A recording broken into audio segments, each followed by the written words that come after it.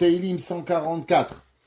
Alors, d'abord, qui c'est qui a écrit ce Teilim? David Amelech. On va voir qu'il y a deux parties dans ce Teilim. Il y a une première partie que David Amelech il a écrit pour lui, et après il y a une deuxième partie que David Amelech il a écrit pour à l'époque de Chizkiyahu Amelech avec le roi Sancheriv. Alors pourquoi est la Ségoula de ce Teilim? Quelqu'un qui s'est cassé la main, Madame Dayan, pour vous.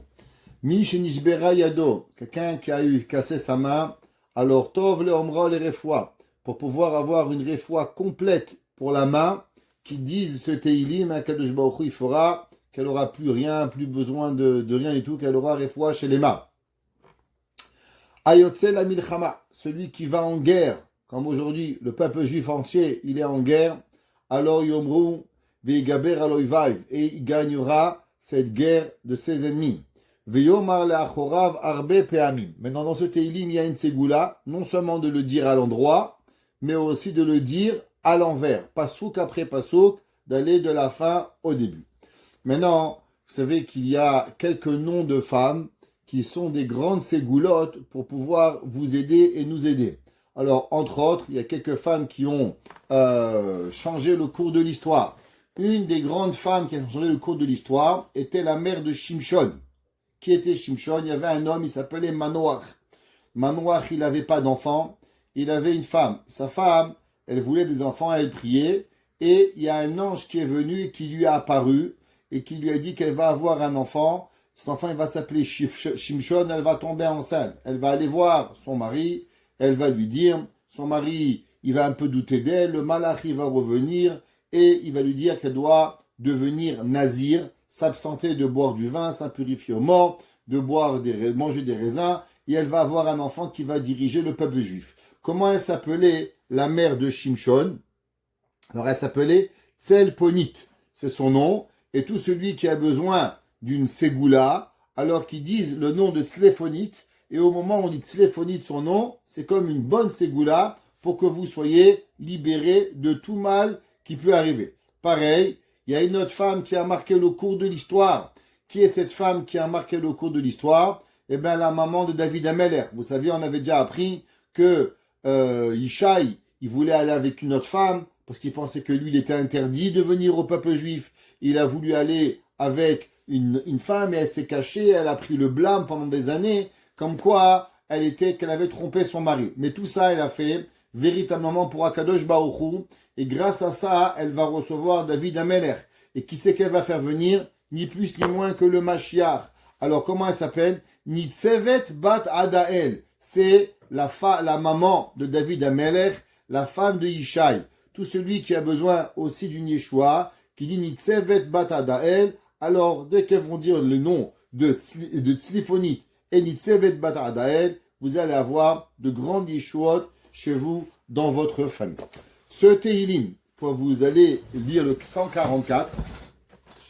Alors, pour ceux qui vont à la synagogue samedi soir, je ne sais pas s'il y a des hommes qui vont à la synagogue samedi soir, ou bien vous avez des femmes, il y a certaines femmes qui vont à Seuda Shlichit, et après elles restent pour Arvit. Et avant qu'on fait Arvit, chez les Marocains et chez les Séfarades, on chante ce Teilim, les David Baruch Hashem Tsuri, Am Lamed Yadai Lakra Vetzbota et la Milchama. On le chante avec un ton de chanson qui est très spécial, très mélodieux, et il est chanté chez tous les séfarades, que ce soit marocains, tunisiens, algériens, tout le monde a la même chanson. C'est intéressant. Souvent les Marocains, ils ont un tune différent que les Tunisiens, mais le Teilim, les David Baruch Hashem Tsuri, Am Melamed, ce chant qui est chanté, il a chez tous les séfarades, on a le même rythme. Et Chachamim nous disent pourquoi? Parce que le rythme qu'on l'on chante, il provient du Beth Amikdash. C'est un chant qu'on a gardé avec même la chanson, comment il était chanté dans le Beth Amikdash, et il est chanté chaque samedi soir, avant Havdalah, avant de faire Arvit à la synagogue, on va le chanter. Alors, du fait qu'il est chanté à la Beth Knesset, et qu'au Beth Amikdash on le chantait, et qu'aujourd'hui on se rappelle au moment où on va commencer la semaine, et dès qu'on commence la semaine, bien sûr, nos ennemis physiques et nos ennemis spirituels, ils viennent nous attaquer. alors on remercie Akadosh Baruch Hu. Vous savez, chaque semaine que l'on vit, c'est un grand merci Hachem avec des millions de personnes qui veulent notre extermination. Aujourd'hui, marcher dans la rue avec une kippa, que ce soit en France, soit même au Canada, à Toronto, des balles qui viennent de nos synagogues, devient un endroit qui est difficile. Et on doit remercier Akadosh Baruch Hu pour chaque jour qu'on est en vie. Et ce Teilim, en grande majorité, il est pour un remerciement à Akadosh Baruch Hu. Alors on va le traduire doucement, doucement, pour pouvoir comprendre ce Teilim qui est vraiment très beau.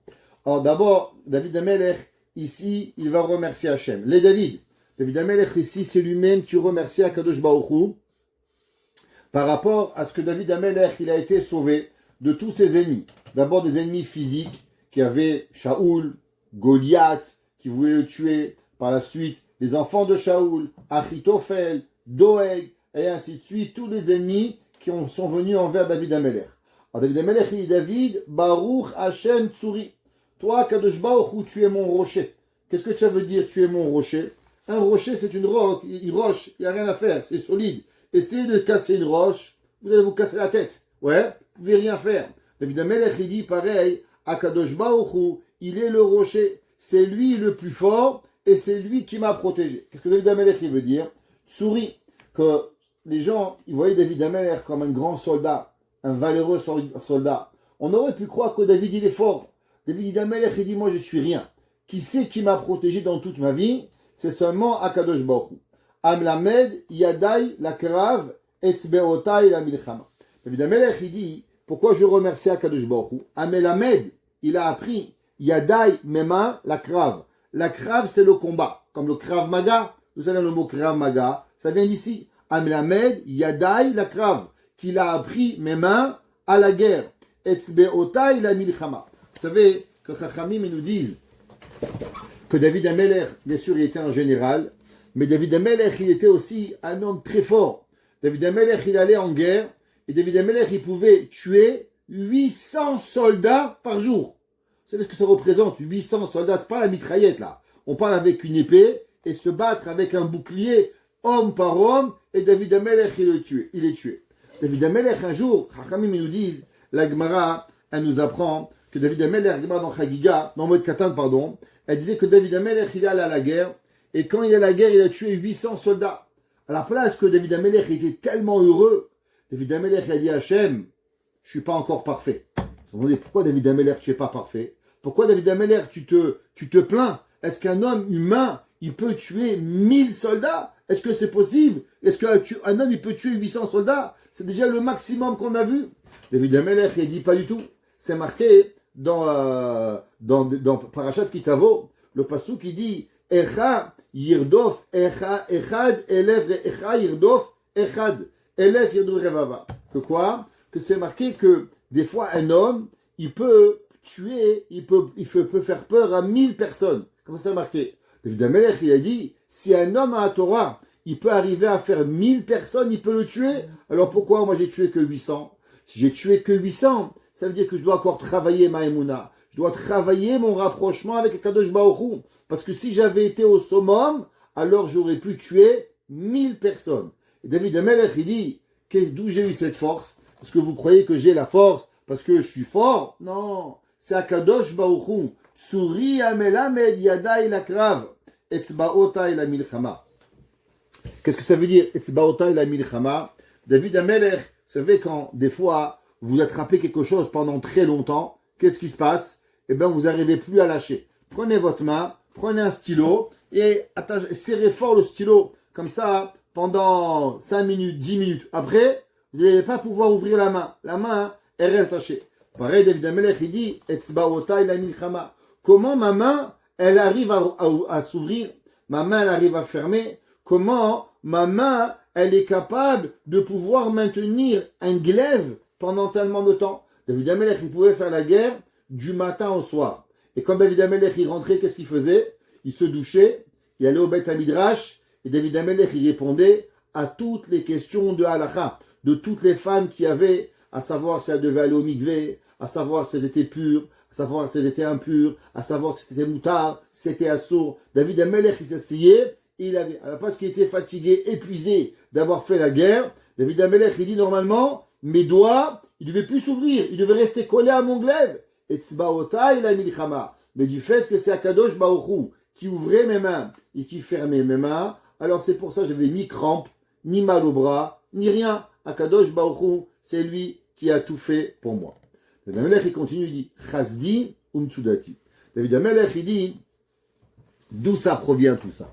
D'où ça provient que j'ai eu cette bonté d'être fort, de pouvoir faire la guerre? Chesed Hashem. David Amelech, il dit, tout ça, c'est une bonté d'Akadosh Baruch Hu. Chasdi, c'est un chesed qu'Hashem a fait. Ou Metsudati. C'est quoi Metsudati? Metsudati, c'est une cachette. Quand un homme, il a très peur, qu'est-ce qu'il fait? Il essaie de chercher une petite cachette où il va rentrer. Alors il dit, Hachem, il est ma bonté. Hachem, il est ma cachette. Quand je ne sais pas où aller, qu'est-ce que je fais? Eh bien, Kaviachol, je rentre sous les jupons d'Akadosh Baruch Hu, et Akadosh Baruch Hu, il me trouve une place où pouvoir me cacher. Misgabi. C'est quoi Misgabi? Misgabi, c'est comme une muraille. Quand un homme, il est à la guerre, et on tire des flèches, alors qu'est-ce qu'il y a? Alors il se cache derrière une muraille, derrière un mur, pour ne pas être attiré. David Amelech, il dit Misgabi, qu'Akadosh Baruch Hu me protège, pour que personne il puisse venir et m'attaquer. Ou me faltili. Ouais. Et David Amelech, il dit, et des fois, j'ai pas où me cacher. Des fois, je cours, et il y a nulle part où aller. Et qui c'est qui se met devant? Kaviachol, et vraiment, qui me protège? Il dit David Amelech, c'est Akadosh Baruch Hu. Vous savez, le peuple juif, c'est marqué, quand on est sorti d'Égypte, quand on est arrivé devant la mer Rouge, et bien alors Akadosh Baruch Hu, qu'est-ce qu'il a fait? Il a mis la Hanané Kavod entre nous et l'Égypte. Pourquoi? Parce que les Égyptiens, ils jetaient des flèches pour nous tuer. Et Akadosh Baruch Hu, il a dit, moi, je prends les flèches pour moi, mais je ne vais pas, comment mes enfants, ils vont être protégés. Pareil, David Amelech, il dit, Mefaltili. Hachem, il est ma protection. Il est l'endroit où je me sauve. Et Akadosh Baruch Hu, en image, des fois, il prend des coups de glaive, il prend des flèches, il prend des coups, mais moi, Akadosh Baruch Hu, il me protège. Magini. Hachem, c'est mon protecteur. C'est quoi Magen David? Le bouclier de David Amelech. C'est qui le bouclier David Amelech? C'est pas la Magen David. C'est quoi? C'est Akadosh Baruch Hu. La Magen David, c'est qui? C'est Hachem. Akadosh Baruch Hu, il est mon protecteur. Hachem, il est mon bouclier. C'est lui que quand il arrive quelque chose, Akadosh Baruch Hu, il me protège. Ubo Chassiti. David Amelech, il dit, et sous lui, je me suis caché. Comme un homme qui se cache sous un arbre. Comme un homme qui se cache, quand vous avez Dieu préserve aujourd'hui en Israël, il y a des bons, qu'est-ce qu'ils vous disent? Rentrez dans les shelters, rentrez dans les mamades, rentrez quelque part où vous protégez. David Amelech, il dit, mais qui c'est qui me protège? On est sous un bâtiment, mais qui c'est qui est au-dessus du bâtiment? Eh bien, c'est Akadosh Baruch Hu. Ou Bochasiti. Et seulement dans lui, David Amelech, il dit, moi j'ai confiance en Akadosh Baruch Hu. Aroded ami tartai. Alors, qu'est-ce que ça veut dire ce mot? Aroded ami tartai. Alors, d'abord, ce mot roded, il vient de la paracha de cette semaine, paracha Pekoudé. Si vous vous demandez, est-ce qu'on a une connexion de Tehilim avec notre paracha? Eh bien oui, cette semaine, c'est écrit. Alors, c'est marqué dans le Perek, la Metet, paracha Pekoudé, pasuk Gimel. Le pasuk, il dit comme ça. Vayerakeu et pache hazaav. Vekitzetz petilim la asot betoch atchelet ou betoch ha'argaman. Alors vous savez que dans les habits du Kohen Gadol, c'est marqué qu'on devait faire le éphod. Maintenant dans le éphod, c'est comme un genre de tablier qu'on devait avoir pour le Kohen. C'était un tablier à l'envers. Alors une petite histoire, vous savez que Rashi, il a expliqué chaque habit, chaque ornement, chaque ustensile qu'il y avait dans le Mishkan. Quand Rashi est arrivé dans le éphod, Rashi ne savait pas ce que c'était le éphod. Rashi avait la difficulté à comprendre qu'est-ce que c'était le éphod. Alors Chachamim nous disent que Rashi il a étudié, il n'arrivait pas à comprendre. Alors il allait se promener un petit peu, réfléchir, avoir un peu d'air frais pour pouvoir peut-être comprendre un peu plus qu'est-ce que la Torah elle veut. Et au milieu, il est en train de réfléchir, il y a une cavalière qui est passée en courant et elle a pratiquement tué Rashi. Et quand Rashi a juste levé la tête, il a pu voir la cavalière de derrière Et quand il a vu la cavalière de derrière, il n'a pas vu son visage, il a vu que, vous savez, si vous avez déjà fait du cheval, qu'est-ce qui se passe? Le cheval, il court, il envoie de la boue. Et quand il envoie de la boue, alors tout votre dos, il est sale. Alors on met un tablier, mais à la place de mettre un tablier comme les gens normaux qui protègent devant, ça protège derrière. Et Rachid, il a vu ce tablier de cette cavalière. Et Rachid dit, mais pourquoi j'ai vu ça? Il dit, ah, j'ai compris. Ça, c'est Hachem qui m'a envoyé le message pour savoir comment faire le éphod. C'est pour ça que Rachid dit, qu'est-ce que c'est le éphod? Comme le tablier d'une cavalière à cheval. D'où il savait Rachid? Parce qu'Hachem lui a fait montrer. Dans ce tablier-là, il était fait comment? D'or, de bleu azur, de pourpre, ou de, en français, de crémisie, comme ça qu'il traduit le Rabboni ou Batra Bertonora. Il dit argaman, crémisie, rouge cramoisi. Tola hachani, c'était une couleur d'un insecte. Veshesh moza, ça devait être tissé. Maintenant, comment on peut tisser de l'or? L'or, c'est du matériel, c'est du fer. Comment on arrive? La Torah dit Vayerakeu et parche azahav. Alors, qu'est-ce que ça veut dire Vayerakeu? Alors, il traduit le Targum Veradidou. Ah, que ça veut dire Veradidou? Vous allez me dire, j'ai pas compris Vayerakeu. Que ça veut dire Veradidou? Alors, c'est ça le pasouk qu'on dit ici dans Teilim. C'est marqué Haroded. Alors, qu'est-ce que c'est? Rachid dit, on prend du fer et on étale le métal. On l'écrase, ouais, jusqu'à qu'il devienne très fin. Et après qu'il est très fin, on va encore l'écraser et on va en faire des fils d'or. Alors, qu'est-ce que ça veut dire Vayerakeu? C'est écraser jusqu'à effiler. C'est comme ça que Rashi, il dit, en français, il dit Rashi étendre. Vayerakeu, étendre. Ouais, mais Rashi, en français, là-bas, comme ça que Rashi, des fois, il dit des mots en français. Alors, Rashi dit Vayerakeu, étendre. Alors, ici, pareil, il dit Rashi que quoi? Le pasouk Haroded Ami Tartai, que Hachem, il a pris mon peuple et il a étendu sous moi. Alors, qu'est-ce que ça veut dire qu'il a étendu sous moi? Alors, il y a plusieurs explications. La première explication, vous savez, le peuple juif, il avait d'abord du mal à ce que David Amelech il soit le roi. Pour plusieurs raisons. D'abord, parce qu'il était parti contre son beau-père, Shaoul.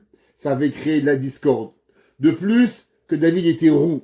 Et que les roux, généralement, c'est sanguinaire. Ça rappelait qui? Ça rappelait Esav.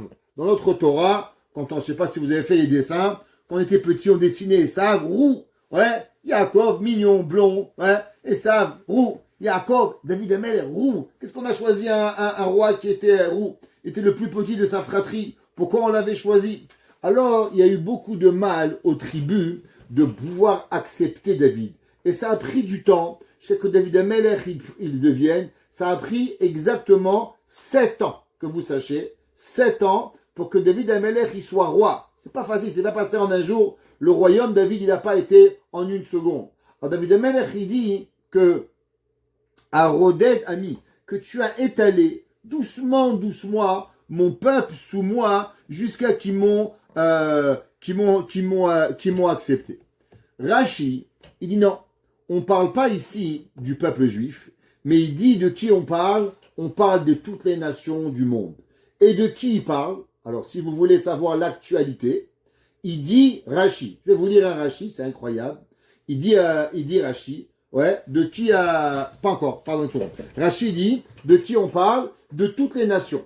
Que David Amelech, il dit, toutes les nations du monde, Akadosh Baruch Hu, il les a mis sous moi. C'est-à-dire, vous savez que David Amelech, il était roi pendant 40 ans, 33 ans, tout Israël, et pendant 7 ans sur Yehuda. Mais en tout, ça fait 40 ans. Il a passé ces 40 ans de sa vie à faire des guerres dans le monde entier, pour pouvoir que Shlomo Amelech, il soit roi, sans avoir fait de guerre. Alors il dit, c'est ça que ça revient, même que c'est marqué le mot ami.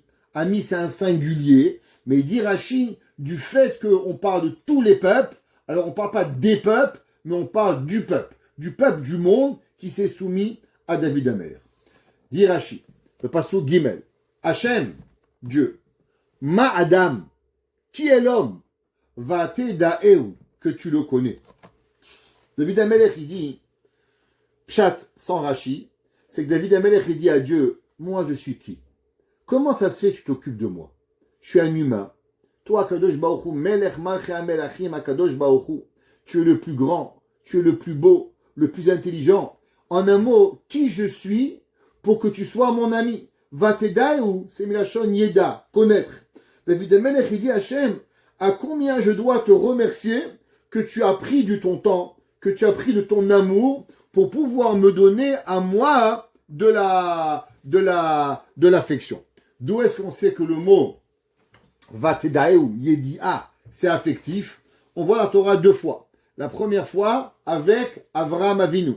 C'est marqué dans le passouk qui est dative. Qu'est-ce que ça veut dire qui est dative? Hachamim ils disent que Avraham et Hachem, Kaviachol, ils étaient des amis pour pouvoir y arriver. Pareil dans Megillah Ruth, c'est marqué où les Naomi Moda le Isha. Elle avait un homme qu'elle connaissait. Qu'est-ce qu'elle connaissait? Qu'elle avait un lien parenté, un lien affectueux avec qui? Et c'était Boaz. Donc on voit que l'homoïdative, ça arrive avec un homme qui est un homme qui en est ami. Alors David Amelech il dit Ma Hashem Ma Adam, qui je suis, moi un humain, Vatedaeu, que toi tu m'as connecté, tu as été ami avec moi. Ben Enosh, c'est quoi Ben Enosh?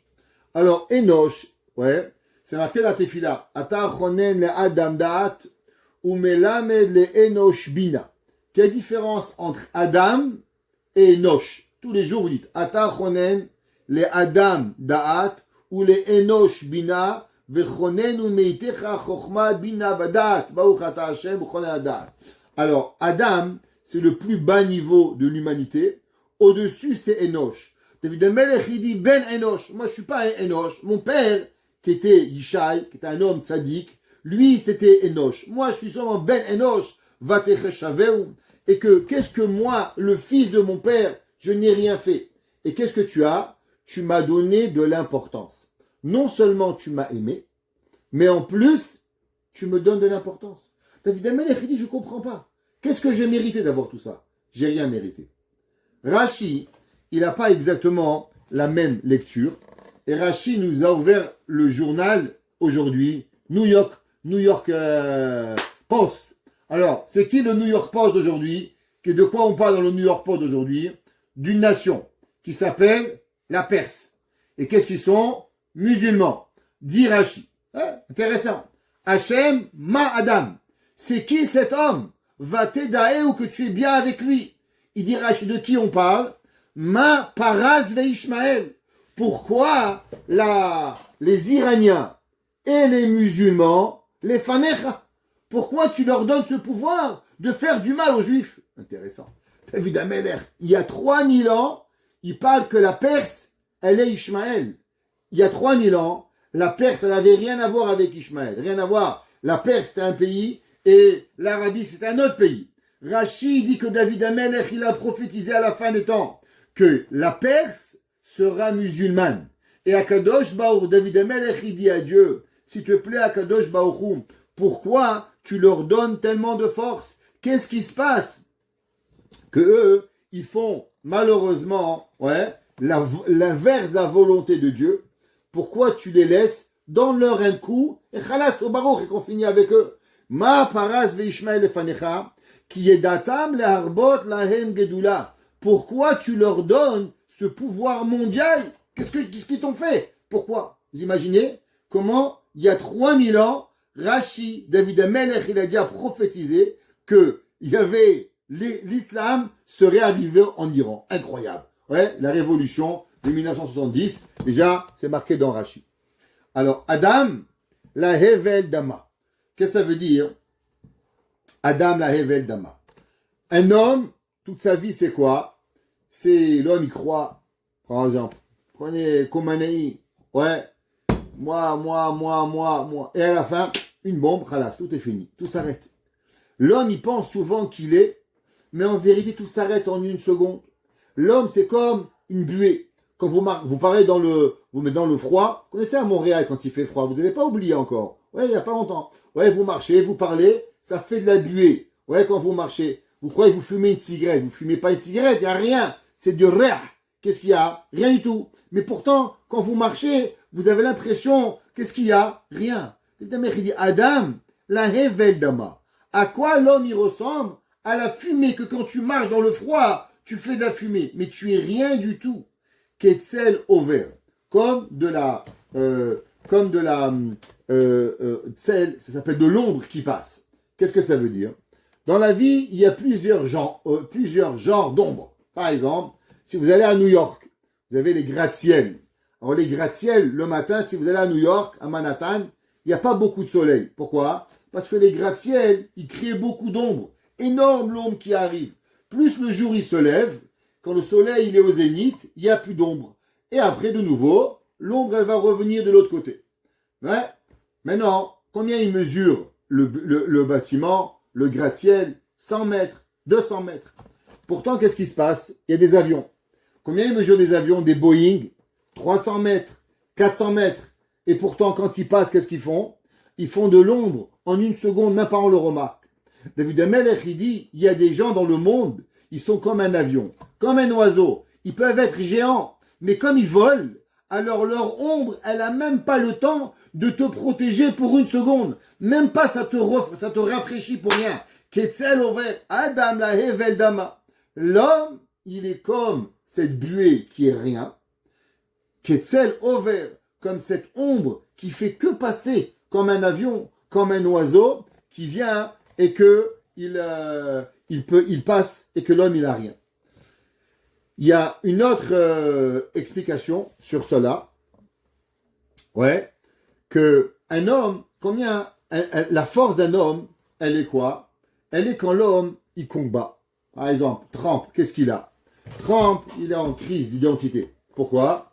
Qu'est-ce qu'il a dit, monsieur Trump? Il a dit, moi, je monte au pouvoir, 2 semaines, je règle le problème avec la Russie et l'Ukraine. 2 semaines, il a dit, 2 semaines, je règle. Moi, ça fait déjà 1 an, j'ai pas vu, il a encore rien réglé. Alors, qu'est-ce qui se passe? Il faut faire montrer qu'il est fort. On prend le Venezuela, on prend Cuba, on prend l'Iran, on prend l'Europe, le Groenland, le Canada, il veut tout prendre. Tout ça pourquoi? Parce qu'il est en crise d'identité. Parce qu'il a dit en 2 semaines, il va combattre le monde. Il n'arrive pas, alors il essaye de d'autres façons pour pouvoir y arriver. L'homme, il pense souvent qu'il est fort, et à travers qu'il est fort, alors il arrive. David Amelech, il dit, pareil, Adam lehevel dama. L'homme le plus grand et le plus fort qu'il est, il peut souvent faire montrer et faire croire qu'il peut combattre, qu'il peut venir. Napoléon, prenez Napoléon. La France, elle a nommé Napoléon empereur. Il a conquis le monde. Il a fait une petite erreur. Qu'est-ce que la France, ils l'ont pris? Ils l'ont balancé là-bas à Corse, en Corse, à Ajaccio, et vas-y, il est mort là-bas. Il est mort comme un Voirien, assassiné et empoisonné. Où t'y es passé? Où sont tous les pays que tu as conquis pour la France? Où sont tous les honneurs de Bonaparte? Adam, la Hevel Dama. L'homme, parce qu'il est un humain, et par le fait qu'on est des humains, que ce soit juif, que ce soit goy, que ce soit bon, que ce soit méchant, c'est pas important. Le fait que l'homme, il est un homme, et il n'est pas éternel, alors tout ce qu'il peut faire, il ne peut faire seulement la Hevel Dama. Ça ne va être que comme de la chaleur, comme de l'humidité qui passe dans le monde, et à la vérité, elle apporte rien pour pouvoir y arriver. Pasuk He. Hashem ad shamecha. Vatered ga be'arim vayeshan. Alors, qu'est-ce que ça veut dire, ce pasuk? David Amelech, il dit, s'il te plaît, Kadosh Baruch Hu, tu es dans le ciel. Dieu est dans les hauteurs. David Amelech, il dit, s'il te plaît, plie-toi. Parce que le monde, c'est quoi le monde? Le monde, c'est une goutte d'eau dans l'espace du monde. Si vous prenez dans l'univers, la Terre, elle n'est pas grande. Le Soleil, les étoiles, sont 100 fois les galaxies, sont énormes. Et Dieu, il est plus grand que tout ça. Alors si je demanderais à Dieu, Dieu, tu veux venir sur Terre? Dieu lui dit, mais comment tu veux que je rentre? Je rentre pas. Il faut que je m'écrase. Alors quelque part, Hachem, il dit, David Amelech, il dit, Hat shamecha. S'il te plaît, Akadosh Baruch Hu, descends sur Terre, plie-toi sur Terre, ouais, et donne un coup sur la tête des ennemis d'Israël. David Amelech dit à Hachem, Hat shamecha vetered. S'il te plaît, Akadosh Baruch Hu, donne-leur, plie-toi, et viens et donne-leur à toutes les personnes qui me font du mal à moi, ou bien du monde qui font du mal à Israël. Ga be'arim, ouais, il dit David Amelech que quoi? Quand tu vas toucher dans les montagnes, vaillez échanou, et elles vont s'enfumer. De quoi on parle?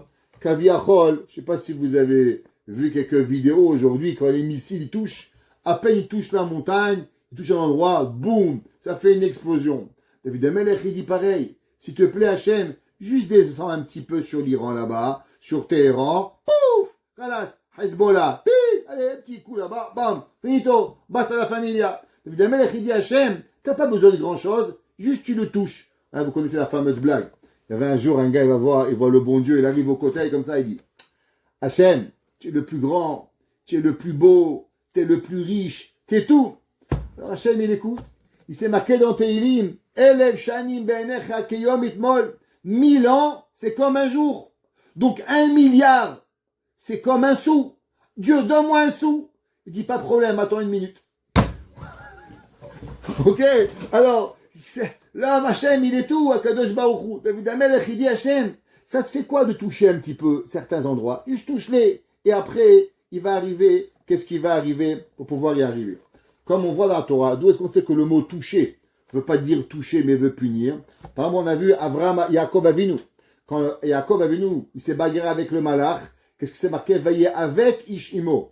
Ouais, il a poussé, la Torah dit Vaï, Gab et Kaf Yerecho. Il lui a touché. Et Yaakov, il était blessé pour le reste de sa vie. Donc quand on parle de toucher, c'est pas toucher physiquement, mais c'est toucher spirituellement. Ça veut dire qu'il dit, regarde Akadosh Baruch Hu, pourquoi ces nations du monde, ils méritent tout cet honneur. Regardez, aujourd'hui, ils font peur à plein d'autres pays. Pourquoi? Akadosh Baruch Hu, il demande à David Amelech, touche-les, et que la guerre, elle finisse pour pouvoir y arriver.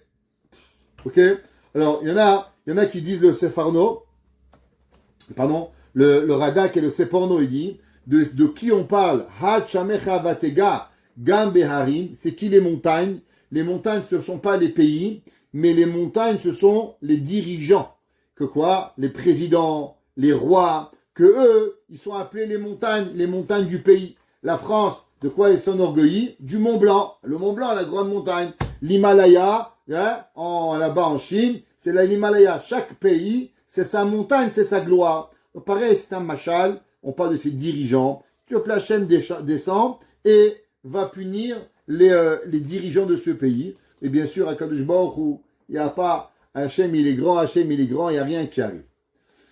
Et le Damelech, il écrit dans le Teilim, Pasuk Vav. Berok barak utfisem shela chitzecha uthumem. Alors, traduction littérale. Envoie à Kadosh Baruch Hu tes tonnerres et envoie tes flèches. De quoi ça parle? Ouais. David Amelech, il dit, qu'est-ce que est la force de Dieu? C'est que Gemara a dit, pourquoi on fait une bracha quand il y a le tonnerre et les éclairs? Vous savez qu'on fait le tonnerre, on dit Baruch shekocho gvurato maleolam. Quand on voit un éclair, Baruch ose maase bereshit. Parce que la Gemara dit, pourquoi Hachem il a créé le tonnerre? Le tonnerre, c'est pour nous réveiller, pour faire teshuva. La Gemara, de temps en temps, t'entends un bruit, waouh, c'est que 2 nuages qui se touchent. 2 nuages qui sont d'air, qui sont de reh. Juste si 2 nuages se touchent, ça fait tellement de bruit. Imagine-toi si Dieu est après des mains. Ah bah, le monde, il va s'écrouler. La Gemara a dit, le tonnerre, c'est pour nous faire penser, imagine-toi que Akadosh Baruch Hu, il te donnerait un coup avec la main. C'est fini, faire tchouva. Alors, les éclairs, c'est quoi? Ce feu qui vient d'Hachem. Évidemment, il dit, Berok barak utfitsem. S'il te plaît, Akadosh Baruch Hu, envoie-leur un petit peu des éclairs. Les éclairs, c'est du feu. Et avec ça, les nations, ils vont s'arrêter. Shela chitzecha. C'est quoi les flèches de Dieu? Les flèches de Dieu, ce sont les tonnerres que eux, Akadosh Baruch Hu, il va envoyer pour pouvoir leur faire peur. Outre ou même, quand un homme, il entend des, je sais pas, j'ai pas écouté des grands orages ici. Moi, je me rappelle quand j'étais à la Yeshiva à Paris, en été, on était en chiour, il y avait des tonnerres. Je vous promets, on faisait des bonds de 50 cm en chef. Boum! Tellement ça craquait fort. En plein cours de Torah, je me rappelle, le Rav, il était vieux, il avait 70 ans. Chaque fois qu'il sautait, et le Rav, il faisait un bond d'1 mètre. Bam! Et nous, on rigolait, mais on avait peur aussi. Rien qu'un tonnerre. Chazvé Shalom. David Amelech, il dit, donne-leur un coup de tonnerre, rien que tu leur fais peur. Tu les abasourdis avec un tonnerre. Pas besoin d'avoir plus. Shelach itzecha, envoie-leur tes flèches, tes tonnerres, ou même. Et donne-leur cette peur pour pouvoir y arriver. David Amelech, maintenant, il demande à Kadosh Baruch Hu une prière. Shelach yadecha mimarom. Envoie ta main du ciel. Petzeni ve'atzileni. Alors pourquoi David Amelech, il demande d'envoyer la main d'humain? C'est comme quelqu'un, il est en train de couler. Quand un homme il coule, qu'est-ce qu'il fait? Il dit, donne-moi une main, donne-moi une main. Tu lui donnes la main et tu vas le tirer. Kaviachot, David Amelech, il est en train de sombrer dans l'abîme. Les ennemis, les gens qui lui veulent du mal. David Amelech, il dit, Shelach yadecha mimarom. Envoie-moi ta main pour me sauver à Kadosh Baruch Hu, je te demande la main d'Hachem. Pas de saigne. David Amelech, il dit, ouvre-moi une porte pour me sauver. Alors, expliquez. Pourquoi ça, David Amelech, il dit, Petach, Petzeni ve'atzileni. Comment on dit en hébreu, on appelle un problème? En hébreu, on appelle un problème une tsara. D'où ça vient le mot tsara? Tsara veut dire étroit. Par exemple, un homme qui rentre dans une embûche, il rentre dans un endroit tsar. Qu'est-ce que c'est une difficulté? Un souci. Un souci, c'est quand un homme, il est fermé, il n'arrive plus à avoir de clarté devant lui. C'est pour ça que, comment il s'appelle le pays qui nous faisait le plus de problèmes? Mitzraïm. Du mot sarot. Ouais, c'est quoi Mitzraïm? Metzer. Mina Metzer Karatia. David Amelech, il dit des souffrances. Mitzraïm. Nashon Metzer, qui était là. David Amelech, il dit Petzeni. Quand un homme, il est dans la difficulté, comment vous pouvez l'aider?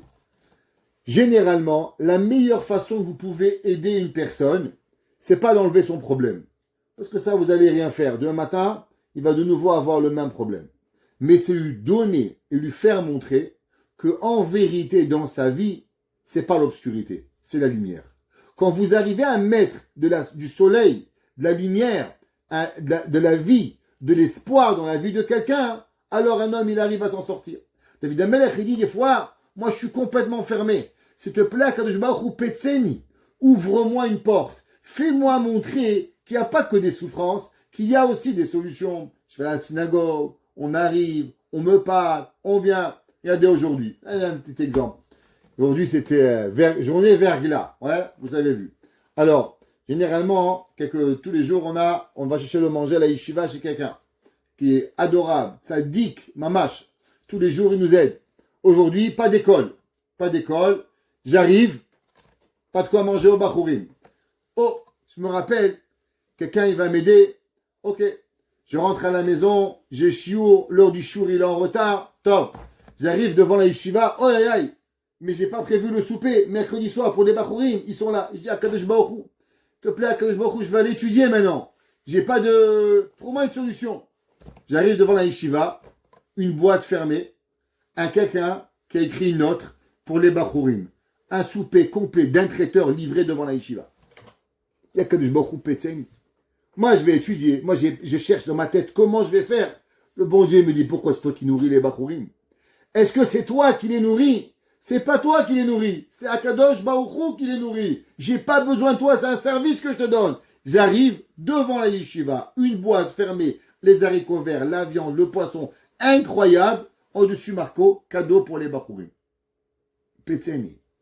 Si vous voyez pas la main de Dieu ici, vous la voyez comment? Un jour, c'était un dimanche, et pas là en tout cas, c'était un dimanche, et je devais acheter à manger au Bachurim. Alors j'arrive là-bas, et je dis à ma femme, combien je dois acheter? Elle m'a dit, achète ça. Je dis, c'est un peu radin, non? Mais non, ça suffit. Mais non, c'est les Bachurim. Je dis à ma femme, tu sais quoi? Pas acheter 3 poulets, acheter 4 poulets. Les Bachurim. Elle m'a dit, mais c'est beaucoup. Je dis, regarde, pourquoi? C'est nous qu'on paye. C'est Hachem qui va nous rembourser. C'est pour manger pour les Bachurim. Et comme ça, je prends 4 poulets, je prends des légumes, je les rends dans le panier, comme ça, c'est Hachem qui va payer. J'arrive à la caisse. Derrière un gars, il me dit, c'est pour qui, Rav? Il dit, c'est pour les Bachurim. Mais c'est moi qui paye. Il paye pas. Incroyable. Akadosh Baruch Hu, c'est pas toi qui paye. T'as rien à t'inquiéter. Le bon Dieu, il est là. Il va te payer. Celui qui voit pas Dieu, tant pis pour lui. Il peut pas le voir. Nous, on voit Akadosh Baruch Hu qui a Petzeni. Des fois, on croit que c'est fermé. Mais Akadosh Baruch Hu Petzeni. Akadosh Baruch Hu, il nous ouvre la porte pour pouvoir arriver. Vehatzilini maim rabim. David Amelech, il dit, sauve-moi de toutes les tornades d'eau. Qu'est-ce que c'est une tornade d'eau? Vous savez, si vous voulez, la pire des choses, c'est nager à contre-courant.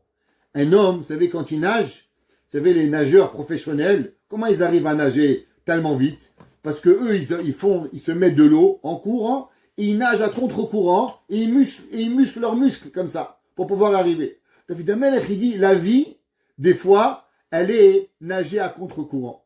Vous savez, le Ramban, je l'ai dit souvent, le Ramban, il dit, pourquoi on mange des poissons qui ont des nageoires et des écailles?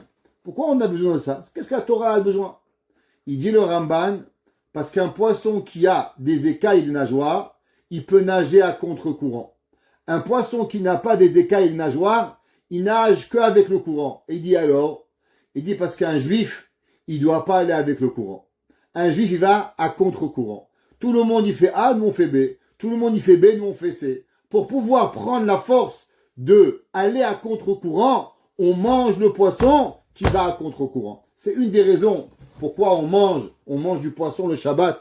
Parce que pas travailler Shabbat, tout le monde est en vacances, les magasins font plein d'argent, il y a plein d'opportunités. Et nous, il y a la hamar, tu restes à la synagogue, tu fais rien. Oui, Baruch Hashem, je suis heureux. Tout le monde travaille et nous on ne travaille pas. Tout le monde au téléphone et nous on n'est pas. Nous on va contre-courant. Et pour se rappeler que le juif, il n'a pas besoin d'aller avec tout le monde, c'est pour ça qu'on mange le poisson à Shabbat. Pourquoi pas lundi? Parce que lundi, on va comme tout le monde. Mais le Shabbat, c'est là qu'on remonte. Le Melech, il dit, Hatzileini mimaim rabim, sauve-moi de tous les tornades d'eau. Miyad benenecha. David le Melech, il dit que, malheureusement, beaucoup de personnes qui voulaient tuer David, beaucoup de goïms qui voulaient tuer. Alors David le Melech, il demande, s'il te plaît, Akadosh Baruch Hu, sauve-moi même de ces goïms-là. Asher pihen di bershav, parce que leur bouche, elle est vaine, viminam yemit shaker, et que leur parole, et leur main droite, pardon, elle est mensongère. De quoi? David Amelech, il dit, si l'homme, il se pose la question, pourquoi j'ai eu le mérite? Pourquoi le peuple juif, il a mérité de vivre depuis 3000 ans? La Gemara a dit qu'il y avait un jour un homme, il avait une brebis, et il avait devant lui 70 loups. Et alors il est revenu, la brebis. Ils ont dit, waouh, qu'est-ce qu'elle a été forte la brebis? Elle s'est sauvée des 70 loups. Ils lui ont dit, espèce d'idiot, à combien il était fort le berger qu'il a su protéger la brebis des 70 loups. David Amelech, il dit, quelle est la force de la brebis? C'est quoi qui a protégé? Qu'est-ce que c'est qui a protégé le peuple juif? La réponse, elle est la vérité. C'est quoi la vérité? Torah Temet. Comment elle s'appelle notre Torah? Notre Torah, ce n'est pas juste Torah. On dit Asher Natananu, Torah, Torah, Emet. Tous les matins à prière, ceux qui montent au Sefer Torah, Torah Emet. Vechaye Olam Nata Betochenu. La vérité, il n'y a pas de vérité. L'inverse, les goyim, Premier Testament, Deuxième Testament, première version, deuxième version, troisième version. Je ne sais pas combien on sont. Pourquoi? Parce que Asher Pien di Bershav. Lorsqu'ils disent, c'est des mensonges. David Amelech, il dit, eux ils mentent, nous on dit la vérité. À Kadosh Baruch, on n'adapte pas. Des fois on n'arrive pas, top, on n'arrive pas. J'arrive pas à être sadique, j'arrive pas à faire le bien. Mais c'est pas parce que j'arrive pas que je change. Dieu c'est le émet, et moi je suis tordu, qu'est-ce que je peux faire? Vaut mieux être moi tordu et Dieu droit, que Dieu tordu et moi droit. Ouais, un des deux, vaut mieux être les deux. Alors David Amelech, il dit que nous, on est émet. Et eux ils pensent mensonge. Veminan yemin sheker. Alors qu'est-ce que ça veut dire? Leur main droite, elle est le mensonge. Alors je ne sais pas si vous avez déjà été à la cour, mais à la cour on vous fait jurer. Et qu'est-ce qu'on vous dit? Levez la main droite et dire je jure. Je jure de dire la vérité, toute la vérité, rien que la vérité, sauf la vérité. Non, pardon. Ok? De dire la vérité, toute la vérité, rien que la vérité. D'accord? Alors, on a une droite. C'est comme ça qu'un homme, généralement, quand il veut dire la vérité, on le fait jurer. David Amelech, il dit, Viminam yemin shaker. Même quand il jure quoi? Il jure du mensonge pour pouvoir y arriver. Le Metsudot, il dit qu'est-ce que ça veut dire Yeminam? Il dit que la main droite, c'est la force d'une personne. Et il dit que toute leur force, d'où elle vient? Elle vient parce qu'ils sont plus forts, pas parce qu'ils ont raison. Quelqu'un, c'est quoi un bully? Un bully, c'est quelqu'un qui est plus fort, un intimidateur. Alors il fait sa loi. Est-ce qu'un intimidateur, parce qu'il fait sa loi, ça a la raison? Le monde entier, il combat les intimidateurs. Pourquoi? C'est pas parce que tu es plus fort, on va t'écouter. Mais de l'autre côté, qu'est-ce que les nations du monde, ils veulent? Les nations du monde, ils veulent tuer Israël, pas parce qu'Israël a tort, parce que eux, ils ont décidé qu'ils sont plus forts que nous. Alors on voit, Viminam Yemin Shaker, leur force, elle est mensongère. Pourquoi? Parce que leur parole et leur action, tout est faux. Elohim Shir Chadash. Ouais. Alors David Amelech, il dit, maintenant, j'ai demandé à Kadosh Baruch Hu de me sauver des nations. Ouais. Pas parce que gratuitement. Pourquoi un homme, il va vous sauver? Pourquoi Hachem, pardon, il va vous sauver? Quelle est la raison? David Amelech, il dit, le plus grand secret. Elohim Shir Chadash Ashir Alach. Qu'est-ce que ça veut dire?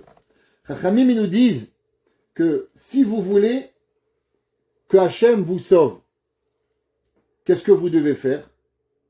Eh bien, promettre de remercier Akadosh Baruch Hu quand il vous arrivera du bien. Celui qui sait dire merci à Hachem avant que les problèmes ils arrivent, alors c'est sûr qu'Akadosh Baruch Hu te fera aucun problème.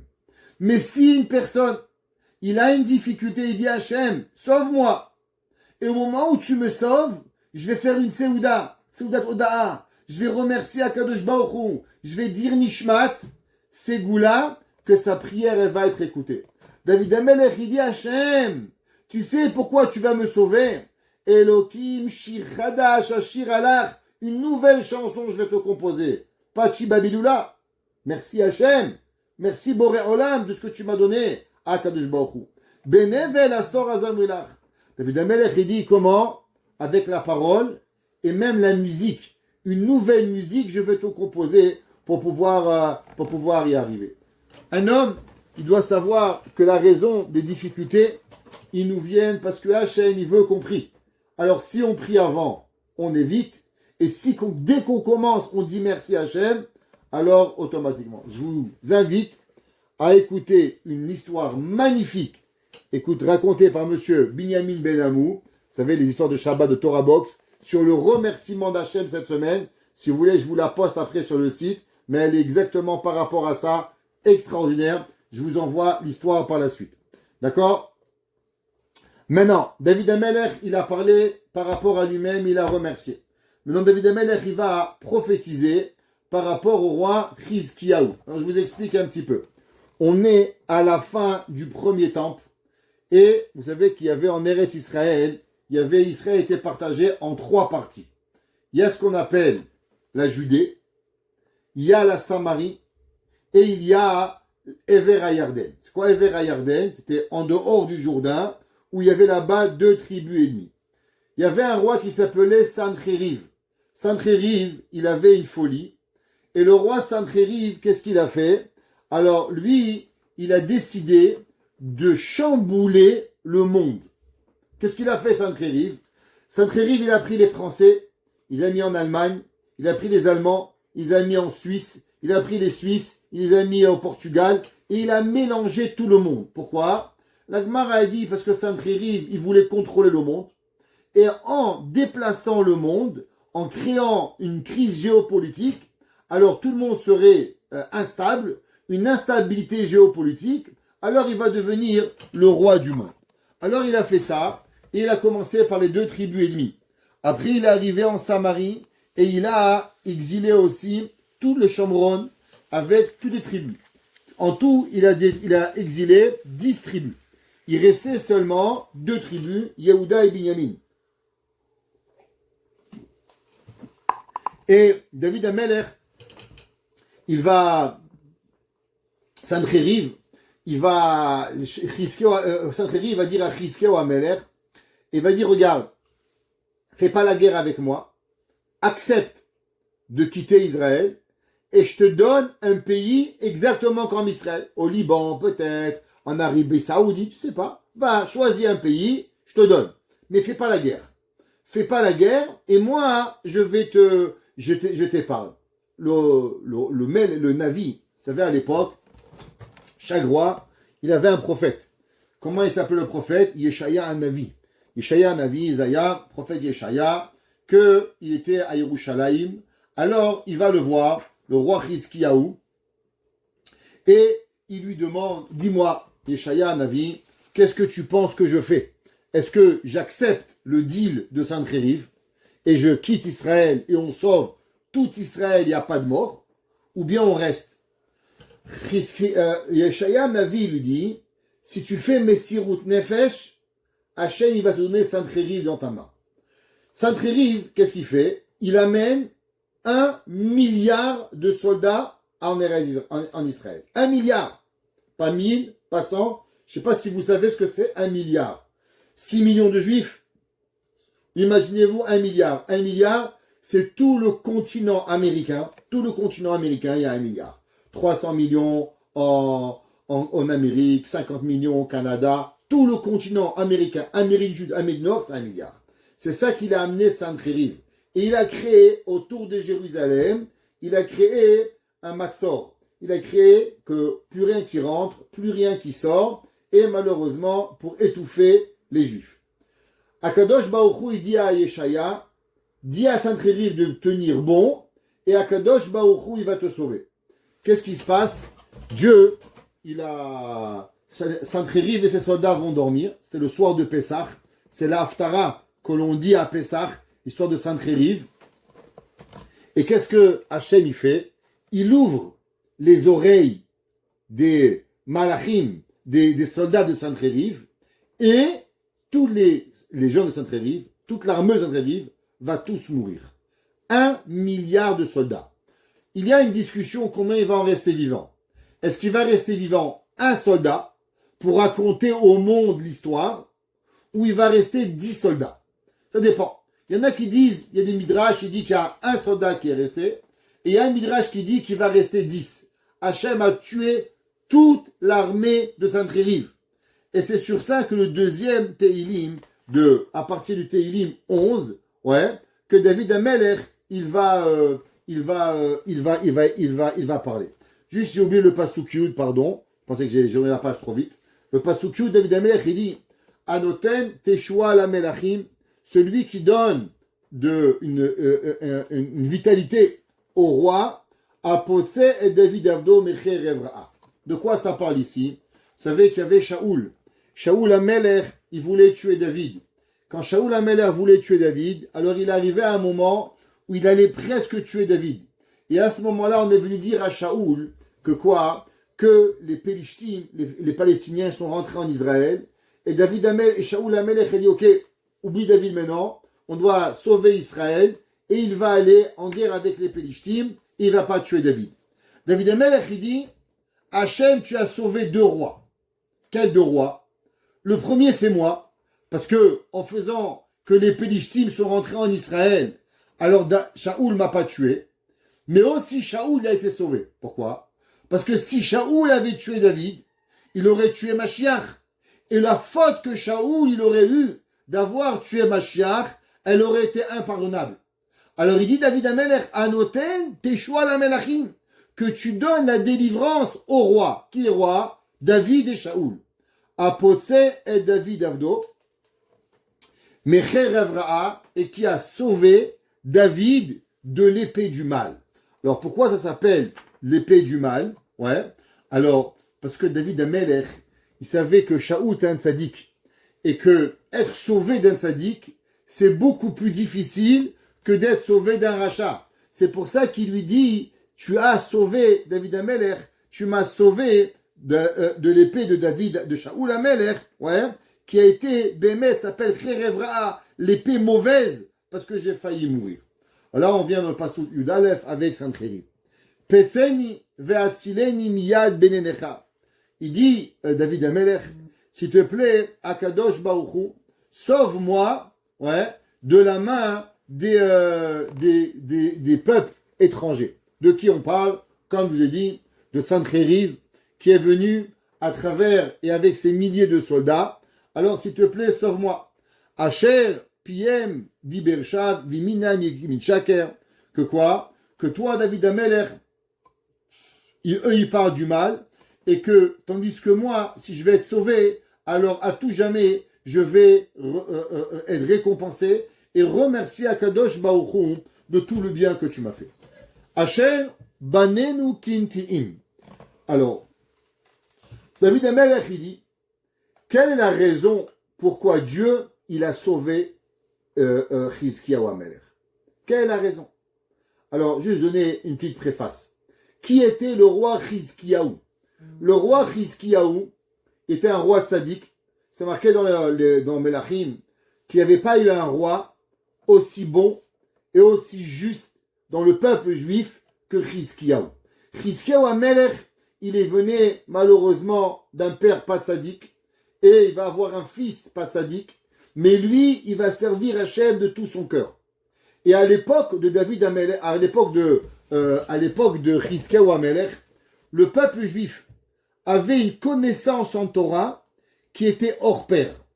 Les hommes et les femmes. La Gemara a dit qu'on a cherché de Dan et à Beersheva et on a demandé à tous les juifs, tous les enfants juifs, ils connaissaient les lois les plus compliquées de pureté et d'impureté.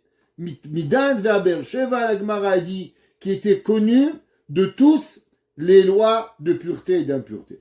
Maintenant, vous savez que le peuple juif, la Gemara a dit, si vous voulez savoir pourquoi malheureusement les malheurs ils arrivent au peuple juif, les malheurs ils viennent quand nos enfants sont pas éduqués dans la Torah.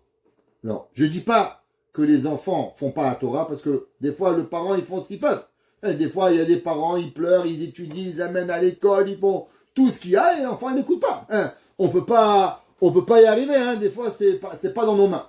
Mais notre obligation, c'est d'éduquer nos enfants du meilleur chemin à la Torah. Qu'est-ce que ça veut dire? Aujourd'hui, c'est difficile parce qu'aujourd'hui, les parents, ils veulent du matin au soir des écrans, des AI, des bêtises, et ils leur apprennent rien. Ouais. Et des fois, moi, je vais à la synagogue, je vois des gens qui viennent sans leurs enfants. Il est où ton fils? Ah, il dormait. Qu'est-ce que tu fais à la synagogue? Va travailler, amène ton fils. Ah, il dormait. Je voulais pas le réveiller. C'est qui va réveiller? Ta femme? Le voisin? Je comprends pas. Le père, tu vas pas à la synagogue? Je vais déjà raconter que le Rav Obadia, j'ai fait une cassette, les gens n'ont pas beaucoup aimé, j'ai fait un show sur Torah Box. Comment être tzaddik racha? Il dit Rav Obadia comment? Quand tu te lèves le matin à Netz à la prière et tu laisses ton fils dormir. Il dit Rav Obadia, tzaddik racha. Tu es un tzaddik, tu vas au Netz, ne t'occupes pas de tes enfants, tu es un racha. Nous avons l'obligation que nos enfants, ils se lèvent. Moi, mon père, il n'a jamais quitté la maison sans moi. C'est pas important. Je sais pas si c'était parce qu'il m'attendait, parce que je me réveillais, mais je sais une chose. Mon père, il n'a pas quitté la synagogue à la maison sans m'apprendre avec lui. Ça, je sais. Impossible. David Amelech, il dit, Asher banenu kintiim. Tu sais pourquoi on mérite tous les miracles? À cause que nos enfants, ils se comportent dans la Torah comme des poteaux, comme ils sont bien plantés. Hachamim, ils expliquent et ils disent, qu'est-ce que ça veut dire? Alors, Netia, c'est une plantaison. Je ne sais pas si vous avez déjà planté des tomates. Vous savez, quand vous plantez des tomates, au début, il faut faire attention. Si vous ne faites pas attention à votre plant de tomates, il va tomber. David Amelech, il dit que les parents, ils s'occupent de leurs enfants comme des petites plantes. Ils les arrosent, ils les attachent, ils coupent les fleurs, ils sont là. Mais Goudalim min Orehem, que depuis qu'ils sont jeunes, on leur apprend la Torah. Vous savez, le Pré-Khadash. Le Pré-Khadash, il écrit... Et il demande la question, est-ce qu'on doit être sévère avec les enfants de ce qu'ils mangent? Ou bien c'est pas grave, c'est un enfant. Par exemple, il y a beaucoup de gens qui disent, ah ça va, c'est un enfant. Par exemple, le Rama, Rabbi Moshe Isterlitz, il demande une question halachique.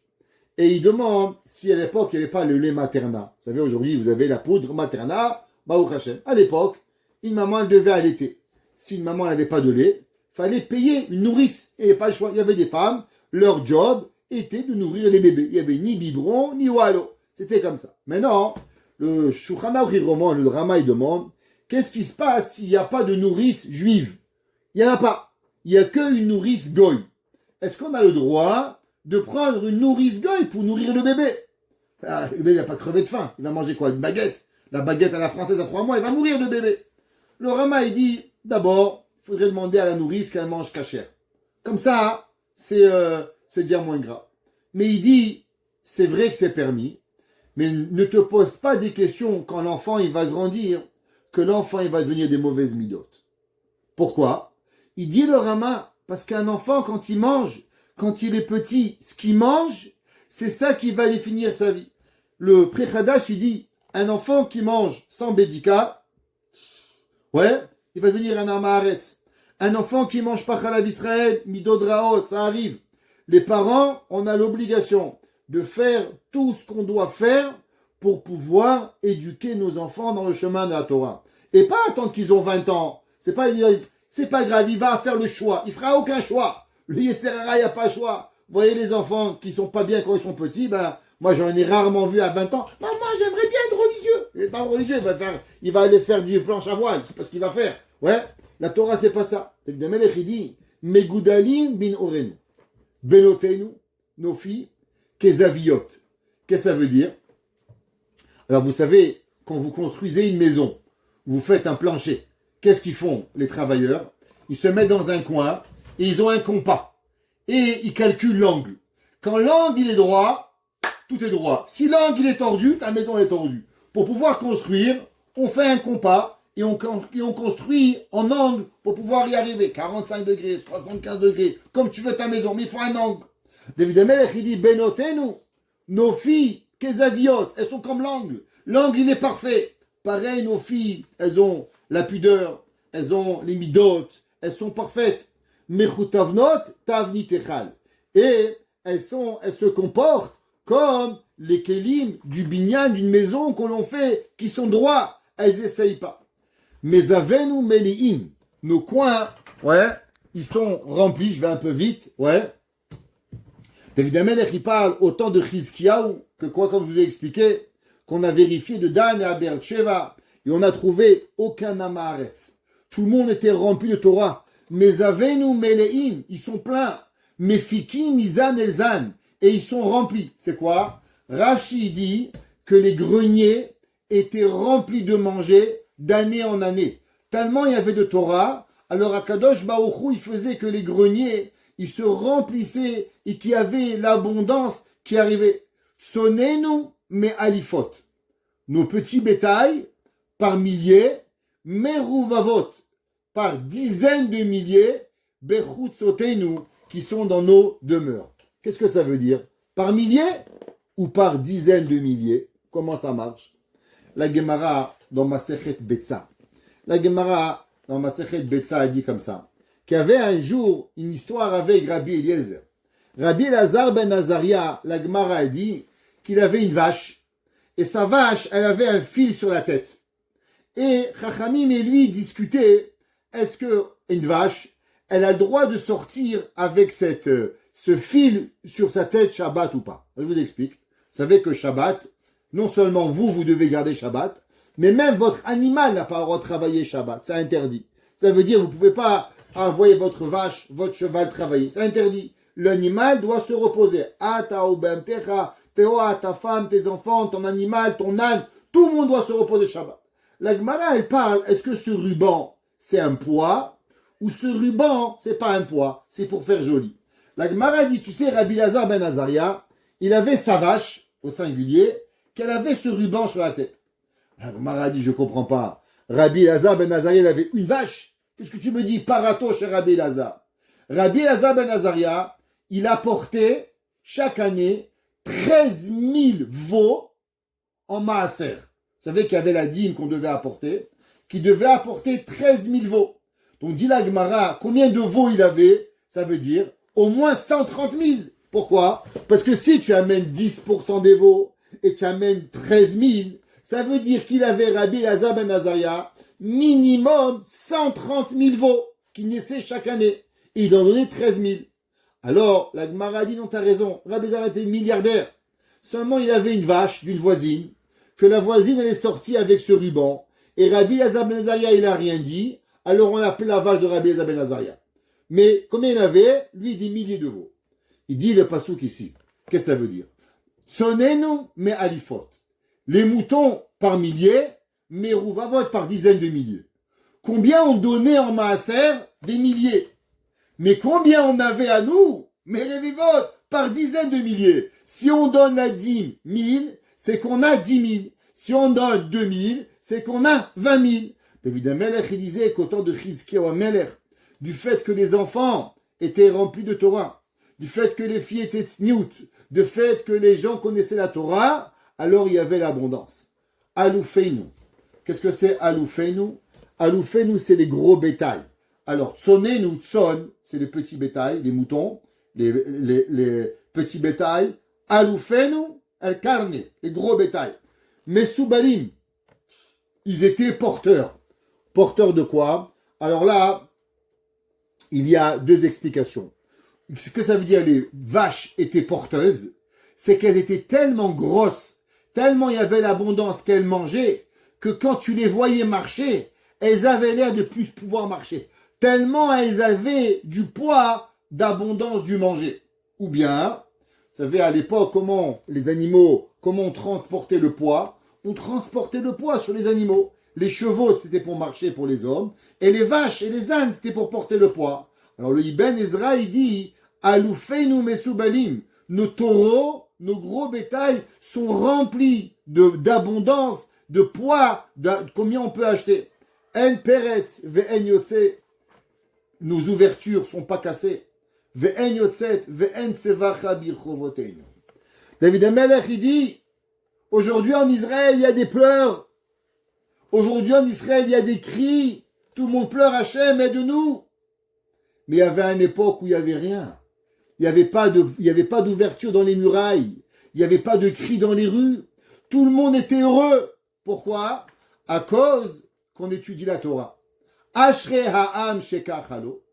Heureux le peuple qui est comme ça. Ashrei ha'am she Hashem Elokav. Heureux le peuple que son Dieu il est comme ça. Juste pour terminer sur quelque chose de beau. Vous savez, le jour de Yom Kippour, ouais, le Kohen Gadol, quand il sortait du Beth Amikdash, alors on dit cette phrase, Ashrei ha'am shekachalo, Ashrei ha'am she Hashem Elokav. L'année prochaine, écrivez note, quand vous allez être le jour de Kippour, après qu'on va être au Beth Amikdash, ou malheureusement, sinon, dans la prière, vous allez voir qu'après qu'on finit le Seder Avoda, et là-bas on dit cette phrase à plusieurs reprises, Ashrei ha'am shekachalo, Ashrei ha'am she Hashem Elokav. La question, elle est, qu'est-ce qu'on dit Ashrei ha'am shekachalo, Ashrei ha'am she Hashem Elokav. Alors vous savez combien de fois le Kohen Gadol, il disait le nom de Dieu dans le Beth Amikdash, le jour de Kippour. Pas le nom d'Hachem, le nom de Shem HaMefourash. Il le disait en tout 10 fois. 10 fois. Non, vous savez que le nom de Dieu, en entier, c'est 26. Et fois 10, ça fait 260. Maintenant, pourquoi on disait Ashrei ha'am shekachalo? Heureux le peuple qui est comme ça. Ashrei ha'am she Hashem Elokav. Quel rapport avec Kippour, Ashrei ha'am? Heureux le Kohen, il n'a rien fait, nous. Nous, on était là, on voyait le Kohen, il rentre au temple, il sortait. Ouais, on est des bons gars. Quel rapport avec nous? Alors, vous savez, on a deux yeux. Combien c'est la valeur numérique de Ayin? C'est écrit Ayin, Yud, Nun. Ayin, 70. 70 et 10, 80. 80 et 50, 130. 130 et 2, fois 2, 260. Les deux yeux représentent les 10 noms de Dieu qu'on disait dans le Beth Amikdash. Le Kohen Gadol, il rentrait dans le Saint des Saints. Et qu'est-ce que le Kohen Gadol, il priait? Le Kohen Gadol, il disait, s'il te plaît, Hachem, n'écoute pas la prière des passants. Khamim me dit, c'est ça que tu as à prier? La prière des passants? Mais prie autre chose. Fait qu'il n'y a pas des femmes des femmes qu'elles accouchent. Fait qu'il y a la bracha. Qu'est-ce que tu parles des passants? Khamim nous disent, vous savez, c'est quoi? Où est-ce que l'homme, il est bombardé? Le Kohen Gadol, il dit, des gens, ils font pas, malheureusement, faire des bêtises. Mais des fois, on est dans la rue, on attend l'autobus, on voit des gens qu'il faut pas, on fait des choses qu'il faut pas faire, et c'est pas contre eux. Alors il dit, toute personne qui fait attention à ses deux yeux, il est exactement comme si qu'il est dans le Kodesh à Kodashim. Au moment où le Kohen Gadol il sortait, on disait Ashrei ha'am shekachalo. Heureux le peuple qui est comme lui, que quoi? De la même façon que le Kohen Gadol, il rentrait dans le Saint des Saints, dans le Kodesh à Kodashim, et il pouvait à Kadosh Baruch Hu écouter toute sa prière. Eh bien vous aussi, chacun de nous, qui fait attention à nos yeux, et qu'on arrive à pas regarder ce qu'on ne doit pas voir des mauvaises images, pas envier les gens, pas regarder ce qu'il ne faut pas chez les autres, pas regarder, on ne regarde pas les autres. Ashrei ha'am, heureux le peuple, shekachalo, qui est comme lui. Qui lui? Le Kohen Gadol, Ashrei ha'am she'Hashem Elokav. Heureux le peuple juif qui nous a donné à nous un peuple, un Dieu comme Akadosh Baruch Hu. Baruch Hanai Leolam. Amen ve Amen.